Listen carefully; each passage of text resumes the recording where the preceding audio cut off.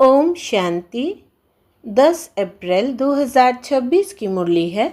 मुख्य रूप से बाबा ने कहा, अगर ज़रा भी कोई शौक है, अनासक्त वृत्ति नहीं है, अच्छा पहनने खाने में बुद्धि भटकती रहती है, तो यह बातें ऊंची मंजिल पर पहुंचने में अटक अर्थात रुकावट डालती है। इसलिए बाबा कहते, बच्चे बनवाह में रहो, तुम्हें तो सब कुछ भूलना है, यह शरीर भी याद ना रहे। आगे कहा, बुद्धि से बेहद का संन्यास करना है, वापस घर जाने का समय है। इसलिए पुरानी दुनिया और पुराने शरीर से अनासक्त रहना है। ड्रामा की हर सीन को देखते हुए सदा हर्षित रहना है। अब सुनते हैं महावाक्यों को विस्तार से। बाबा ने कहा, मीठे बच्चे, बाप आए हैं भारत को सल्वेज करने। तुम बच्चे इस समय बाप के मददगार बनते हो। भारत ही प्राचीन खंड है। प्रश्न है, ऊंची मंजिल में रुकावट डालने वाली छोटी छोटी बातें कौन सी है? उत्तर, अगर जरा भी कोई शौक है, अनासक्त वृत्ति नहीं है, अच्छा पहनने खाने में बुद्धि भटकती रहती है, तो यह बातें ऊंची मंजिल पर पहुंचने में अटक अर्थात रुकावट डालती है।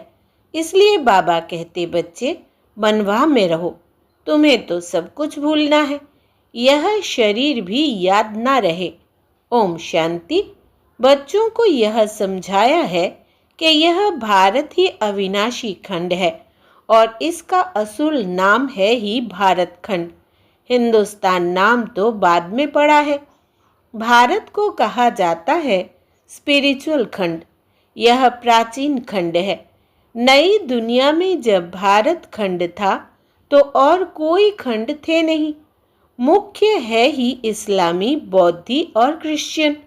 अभी तो बहुत खंड हो गए हैं। भारत अविनाशी खंड है, उसको ही स्वर्ग हेवन कहते हैं। नई दुनिया में नया खंड एक भारत ही है। नई दुनिया रचने वाला है परम पिता परमात्मा, स्वर्ग का रचयिता हेवनली गॉड फादर। भारतवासी जानते हैं कि यह भारत अविनाशी खंड है। भारत स्वर्ग था। जब कोई मरता है तो कहते हैं स्वर्ग पधारा।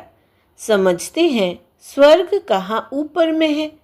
देलवाड़ा मंदिर में भी बैकुंठ के चित्र छत्र में दिखाए हैं। यह किसकी बुद्धि में नहीं आता कि भारत ही हेवन था, अब नहीं है। अभी तो हेल है, तो यह भी अज्ञान ठहरा। ज्ञान और अज्ञान दो चीज़ें होती है। ज्ञान को कहा जाता है दिन, अज्ञान को रात। घोर सोजरा और घोर अंधियारा कहा जाता है। सोजरा माना राइज, अंधियारा माना फॉल। मनुष्य सूर्य का फॉल देखने के लिए सनसेट पर जाते हैं। अब वो तो है हद की बात। इसके लिए कहा जाता है ब्रह्मा का दिन, ब्रह्मा की रात। अब ब्रह्मा तो है प्रजापिता, तो ज़रूर प्रजा का पिता हुआ। ज्ञान अंजन सद्गुरु दिया, अज्ञान अंधेर विनाश। यह बातें दुनिया में कोई भी नहीं समझते हैं। यह है नई दुनिया के लिए नई नॉलेज। हेवन के लिए हेवनली गॉड फादर की नॉलेज चाहिए। गाते भी है फादर इज़ नॉलेजफुल, तो टीचर हो गया। फादर को कहा ही जाता है पतित पावन, और कोई को पतित पावन कह नहीं सकते। श्री कृष्ण को भी नहीं कह सकते। फादर तो सबका एक ही है। श्री कृष्ण तो सबका फादर है नहीं। वो तो जब बड़ा हो, शादी करे, तब एक दो बच्चे का बाप बनेगा। राधे कृष्ण को प्रिंस प्रिंसेस कहा जाता है। कभी स्वयंवर भी हुआ होगा। शादी के बाद ही माँ बाप बन सकते हैं। उनको कभी कोई वर्ल्ड गॉड फादर कह नहीं सकते। वर्ल्ड गॉड फादर सिर्फ एक ही निराकार बाप को कहा जाता है। ग्रेट ग्रेट ग्रैंडफादर शिव बाबा को नहीं कह सकते। ग्रेट ग्रेट ग्रैंडफादर है प्रजापिता ब्रह्मा। उनसे बिरादरी निकलती है। वो इनकॉर्पोरियल गॉडफादर निराकार आत्माओं का बाप है। निराकारी आत्माएं जब यहाँ शरीर में है तब भक्ति मार्ग में पुकारती है। यह सब तुम नई बातें सुनते हो। यथार्थ रीति कोई भी शास्त्र में नहीं है। बाप कहते हैं, मैं सम्मुख बैठ तुम बच्चों को समझाता हूँ। फिर यह ज्ञान सारा गुम हो जाता है। फिर जब बाप आए तब आकर यथार्थ ज्ञान सुनाए। बच्चों को ही सम्मुख समझाकर वर्षा देते हैं। फिर बाद में शास्त्र बनते हैं। यथार्थ तो बन न सके, क्योंकि सच की दुनिया ही खत्म हो झूठ खंड हो जाता है। तो झूठी चीज़ ही होगी, क्योंकि उतरती कला ही होती है। सच से तो चढ़ती कला होती है।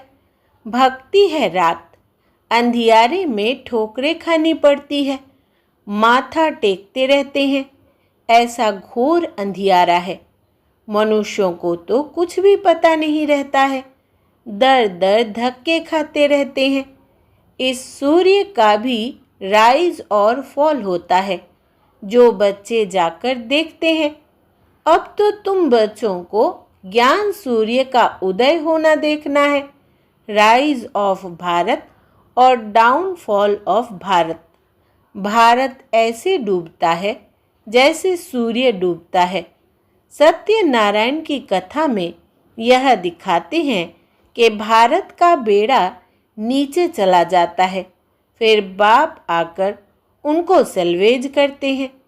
तुम इस भारत को फिर से सल्वेज करते हो। यह तुम बच्चे ही जानते हो। तुम निमंत्रण भी देते हो। नवनिर्माण प्रदर्शनी भी नाम ठीक है। नई दुनिया कैसे स्थापन होती है, उसकी प्रदर्शनी चित्रों द्वारा समझानी दी जाती है। तो वही नाम चला आए तो अच्छा है। नई दुनिया कैसे स्थापन होती है, वह राइज कैसे होती है, यह तुम दिखाते हो। ज़रूर पुरानी दुनिया फॉल होती है, तब दिखाते हैं कि राइज कैसे होता है। यह भी एक स्टोरी है। राज्य लेना और गंवाना। 5000 वर्ष पहले क्या था? कहेंगे सूर्यवंशियों का राज्य था। फिर चंद्रवंशी राज्य स्थापन हुआ। वो तो एक दो से राज्य लेते हैं, दिखाते हैं फलाने से राज्य लिया। वो कोई सीढ़ी नहीं समझते। यह तो बाप समझाते हैं कि तुम गोल्डन एज से सिल्वर एज में गए, सीढ़ी उतरते आए। यह 84 जन्मों की सीढ़ी है। सीढ़ी उतरनी होती है, फिर चढ़नी भी होती है। डाउनफॉल का भी राज समझाना होता है। भारत का डाउनफॉल कितना समय, राइज कितना समय। फॉल एंड राइज ऑफ भारतवासी। विचार सागर मंथन करना होता है। मनुष्यों को टेम्पटेशन में कैसे लाए, और फिर निमंत्रण भी देना है। भाइयों बहनों, आकर समझो। बाप की महिमा तो पहले बतानी है। शिव बाबा की महिमा का एक बोर्ड होना चाहिए। पतित पावन ज्ञान का सागर, पवित्रता सुख शांति का सागर, संपत्ति का सागर, सर्व का सद्गति दाता, जगत पिता, जगत शिक्षक, जगत गुरु शिव बाबा से आकर अपना सूर्यवंशी चंद्रवंशी वर्षा लो, तो मनुष्यों को बाप का पता पड़े। बाप की और श्री कृष्ण की महिमा अलग अलग है। यह तुम बच्चों की बुद्धि में बैठा हुआ है। सर्विसेबल बच्चे जो है, वे सारा दिन दौड़ा दौड़ी करते रहते हैं। अपनी लौकिक सर्विस होते भी छुट्टी ले सर्विस में लग जाते हैं। यह है ही ईश्वरीय गवर्नमेंट। खास बच्चियां अगर ऐसी सर्विस में लग जाए तो बहुत नाम निकाल सकती है। सर्विसेबल बच्चों की पालना तो अच्छी रीति होती ही रहती है, क्योंकि शिव बाबा का भंडारा भरपूर है। जिस भंडारे से खाया वो भंडारा भरपूर, काल कंटक दूर। तुम हो शिववंशी, वो रचता है, यह रचना है। बाबुल नाम बहुत मीठा है, शिव साजन भी तो है ना। शिव बाबा की महिमा ही अलग है। निराकार अक्षर लिखने से समझते हैं कि उनका कोई आकार नहीं है। बेलावेट मोस्ट शिव बाबा है। परम प्रिय तो लिखना ही है। इस समय लड़ाई का मैदान उनका भी है तो तुम्हारा भी है। शिव शक्तियाँ नॉन वायलेंस गाई जाती है, परंतु चित्रों में देवियों को भी हथियार दे हिंसा दिखा दी है। वास्तव में तुम योग अथवा याद के बल से विश्व की बादशाही लेते हो।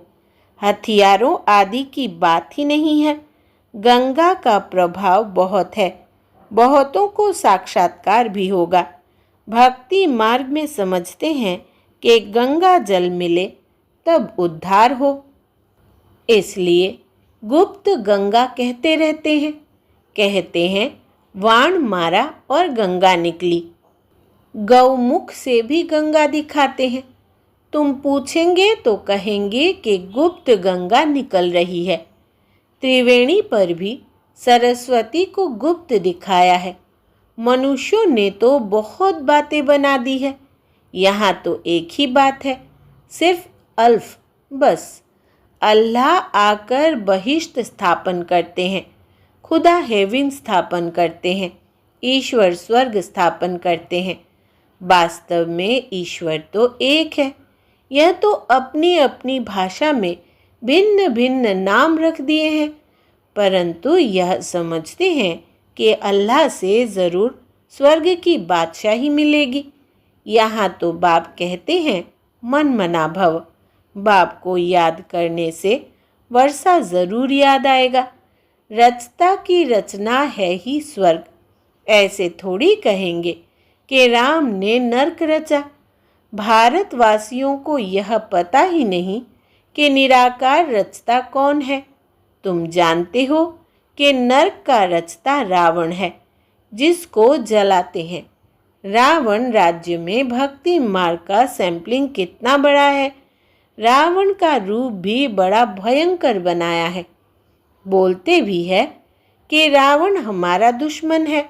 बाप ने अर्थ समझाया है। पेशगिर अर्थात विस्तार बड़ा है तो रावण का शरीर भी बड़ा बनाते हैं। शिव बाबा तो बिंदी है, परंतु चित्र बड़ा बना दिया है। नहीं तो बिंदी की पूजा कैसे हो। पुजारी तो बनना है ना।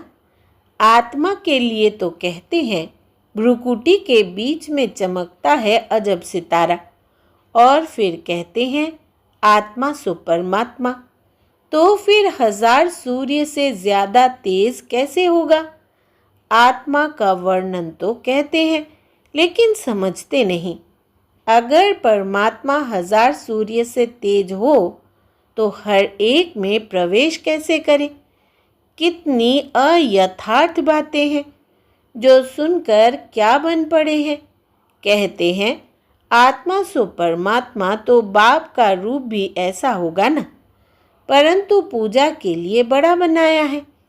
पत्थर के कितने बड़े बड़े चित्र बनाते हैं, जैसे गुफा में बड़े बड़े पांडव दिखाए हैं।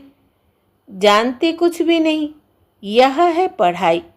धंधा और पढ़ाई अलग अलग है।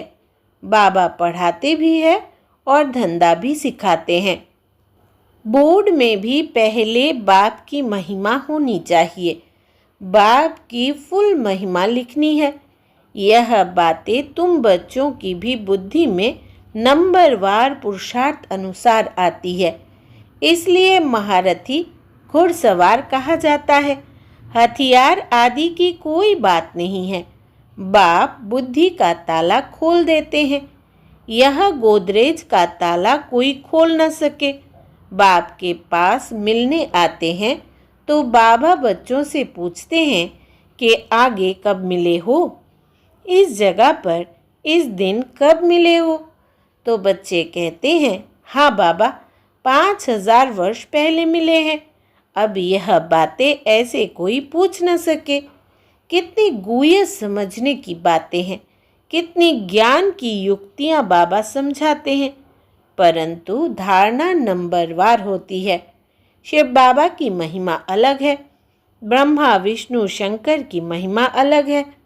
हर एक का पाठ अलग अलग है, एक न मिले दूसरे से। यह अनादि ड्रामा है, वही फिर रिपीट होगा। अभी तुम्हारी बुद्धि में बैठा हुआ है कि हम कैसे मूल वतन में जाते हैं, फिर आते हैं पाठ बजाने के लिए। जाते हैं वाया सूक्ष्म वतन। आने समय सूक्ष्म वतन नहीं है। सूक्ष्म वतन का साक्षात्कार कभी किसी को होता ही नहीं।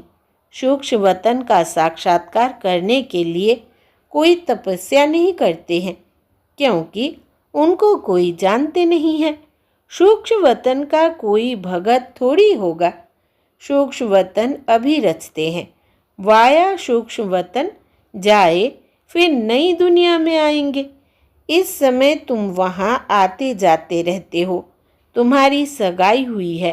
यह पियर घर है। विष्णु को पिता नहीं कहेंगे, वो है ससुर घर। जब कन्या ससुर घर जाती है तो पुराने कपड़े सब छोड़ जाती है। तुम पुरानी दुनिया को ही छोड़ देते हो। तुम्हारे और उनके वनवाह में कितना फर्क है। तुमको भी बहुत अनासक्त रहना चाहिए। देह अभिमान तोड़ना है। ऊंची साड़ी पहनेंगी तो झट देह अभिमान आ जाएगा। मैं आत्मा हूँ, यह भूल जाएगा। इस समय तुम हो ही वनवाह में। वनवाह और वानप्रस्थ एक ही बात है। शरीर ही छोड़ना है तो साड़ी नहीं छोड़ेंगी क्या? हल्की साड़ी मिलती है तो दिल ही छोटी हो जाती है। इसमें तो खुशी होनी चाहिए। अच्छा हुआ जो हल्का वस्त्र मिला। अच्छी चीज़ को तो संभालना पड़ता है।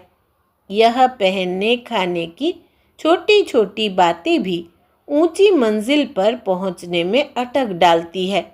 मंजिल बहुत बड़ी है। कथा में भी सुनाते हैं ना कि पति को कहा यह लाठी भी छोड़ दो। बाप कहते हैं यह पुराना कपड़ा, पुरानी दुनिया सब खलास होनी है। इसलिए इस सारी दुनिया से बुद्धि योग तोड़ना है। इसको बेहद का सन्यास कहा जाता है। सन्यासियों ने तो हद का सन्यास किया है। अब तो फिर वे अंदर आ गए हैं। आगे तो उन्हों में बहुत ताकत थी। उतरने वालों की महिमा क्या हो सकती है। नई नई आत्माएं भी पिछाड़ी तक आती रहती है पाठ बजाने। उनमें क्या ताकत होगी। तुम तो पूरे 84 जन्म लेते हो। यह सब समझने के लिए कितनी अच्छी बुद्धि चाहिए। सर्विसेबल बच्चे सर्विस में उछलते रहेंगे। ज्ञान सागर के बच्चे ऐसे भाषण करे जैसे बाबा उछलता है। इसमें फंक नहीं होना है। अच्छा, मीठे मीठे सिकिलधे बच्चों प्रति माता पिता बाप दादा का याद प्यार और गुड मॉर्निंग। रूहानी बाप की रूहानी बच्चों को नमस्ते। हम रूहानी बच्चों की रूहानी माता पिता बाप दादा को याद प्यार, गुड मॉर्निंग और नमस्ते बाबा नमस्ते। धारणा के लिए मुख्य सार। पहला, बुद्धि से बेहद का संन्यास करना है। वापस घर जाने का समय है, इसलिए पुरानी दुनिया और पुराने शरीर से अनासक्त रहना है। दूसरा, ड्रामा की हर सीन को देखते हुए सदा हर्षित रहना है। वरदान है आज का, बाप दादा को अपना साथी समझकर डबल फोर्स से कार्य करने वाले सहज योगी भव। विस्तार है, कोई भी कार्य करते बाप दादा को अपना साथी बना लो तो डबल फोर्स से कार्य होगा और स्मृति भी बहुत सहज रहेगी, क्योंकि जो सदा साथ रहता है उसकी याद स्वतः बनी रहती है। तो ऐसे साथी रहने से व बुद्धि द्वारा निरंतर सत का संग करने से सहज योगी बन जाएंगे और पावरफुल संग होने के कारण हर कर्तव्य में आपका डबल फोर्स रहेगा, जिससे हर कार्य में सफलता की अनुभूति होगी। स्लोगन है, महारथी वो है जो कभी माया के प्रभाव में परवश न हो। महारथी वो है जो कभी माया के प्रभाव में परवश ना हो। ये अव्यक्त इशारे महान बनने के लिए मधुरता और नम्रता का गुण धारण करो। मधुरता ही ब्राह्मण जीवन की महानता है। जहाँ मधुरता है वहाँ पवित्रता है। बिना पवित्रता के मधुरता आ नहीं सकती। जितना बुद्धि में नशा हो उतना ही कर्म में नम्रता और बोल में मधुरता हो। ऐसे नशे में रहने से कभी नुकसान नहीं होगा। सिद्धि को पाने वाले स्वयं को नम्रचित्त, निर्माण, हर बात में अपने आप को गुण ग्राहक और मधुरता संपन्न बनाएंगे। अच्छा, ओम शांति।